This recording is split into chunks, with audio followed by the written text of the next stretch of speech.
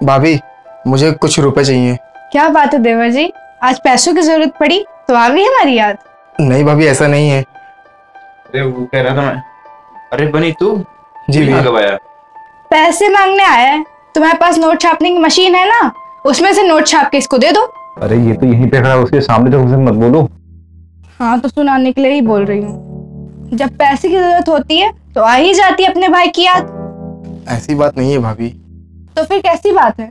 उस दिन तो बड़ी अकड़ में गए थे, जैसे दोबारा हमसे मिलने की जरूरत नहीं पड़ेगी। बहुत हो गया यार, अब मुझसे नहीं होता। नौकर बना के रख दिया मुझे इस घर में, कभी खाना परसों, ये करो वो करो। बस अब मैं इस घर में नहीं रहूंगा। और वैसे भी मेरी बहुत अच्छी जॉब लग गई है और बहुत अच्छी सैलरी भी है। अब मैं इस घर में नहीं, अब मैं फ्लैट में रहूंगा, वो भी लग्जरी फ्लैट में। और मैं अपनी बीवी के साथ जा रहा हूं। वो जहां पे मैं जॉब करता था ना, तो वहां से मेरी जॉब चली गई है और 2 महीने से मैंने रेंट भी नहीं दिया घर का। मैं बहुत जगह गया पैसे मांगने, यहाँ तक कि दोस्तों से भी मांगे, पर किसी ने भी मेरी मदद नहीं की। अगर मैंने उसे जल्दी पैसे नहीं दिए मकान मालिक को, तो मुझे घर से निकाल देगा। तो मैंने सोचा कि आखिरी दरवाजा मेरे भाई का ही बचा हुआ है, तो मेरा भाई तो मेरी मदद करेगा ना। तुम मेरे साथ आओ, हम बैठ के बात करते हैं।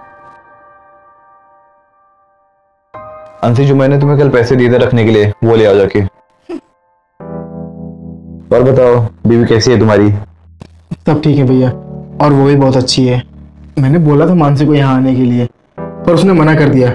मैंने ये भी बोला था कि भैया के पास चलते हैं, उनसे माफी मांगते हैं और वो पक्का हमें माफ कर देंगे, पर उसने मना कर दिया। लेकिन भैया, आपसे नजरें मिलाने की मेरी हिम्मत नहीं हो रही थी। और काम वाम का कुछ सोचा है? भैया, मैंने इस महीने 5 कंपनियों में इंटरव्यू दिया है, पर कहीं से भी कॉल नहीं आया। बस उसी का वेट कर रहा हूँ और मुझे विश्वास है कि मुझे जॉब जल्दी ही मिलेगी। ये ले पैसे,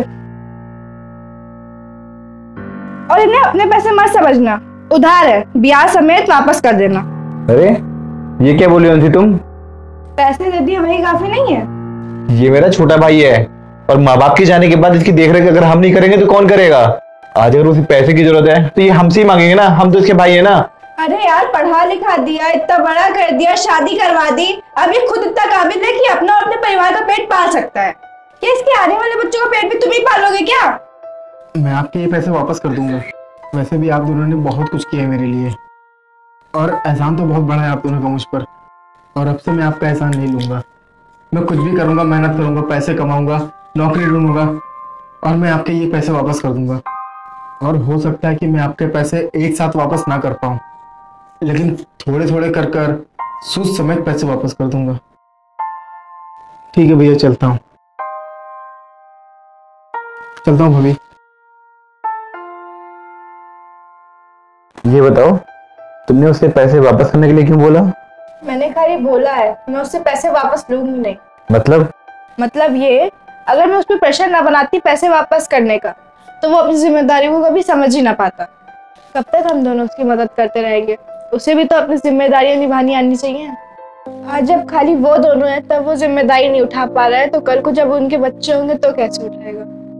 जब उसके दिमाग में पैसे वापस करने का ज्यादा प्रेशर होगा ना, तो वो दुगनी मेहनत करेगा पैसे वापस करने के लिए। हाथ पैर ज्यादा मारेगा और ज्यादा पैसे कमाने की कोशिश करेगा। और अगर वो मुझे पैसे वापस करने भी आएगा ना, मैं तब भी नहीं लूंगी। कभी कभी यार तुम बिल्कुल मुझे समझ नहीं आती हो। यार, कभी कभी अपने को सुधारने के लिए खुद को बुरा बनाना पड़ता है।